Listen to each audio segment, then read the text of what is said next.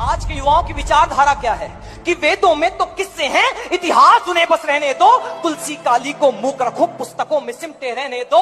अरे भारत माँ का मस्तक भी पीड़ा से तब झुक जाता है जब भारत माँ का बच्चा हिंदी कहने में कतराता है। अरे माथे का चंदन हिंदी क्या है? हिंदी पंक्तियां देखिए कि माथे का चंदन हिंदी है, भारत का बंधन हिंदी है, गोरों का मर्दन हिंदी है, लौटा अभिनंदन हिंदी है।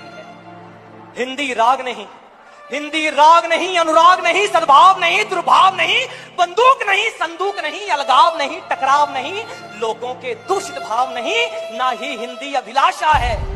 अरे जोड़े जो 29 बेटों को, हिंदी तो भारत मां की आशा है। पर तिरस्कार उस आशा का गर्म लहू बल खाता है जब हिंदी मां के सम्मुख कोई प्रश्न चिन्ह दिखलाता है। मुझे घृणा नहीं अंग्रेजी से, ना हिंदी का अभिमान है। मैं भारत मां का बेटा हूं, उसकी भाषा का सम्मान है, बहुत बहुत धन्यवाद।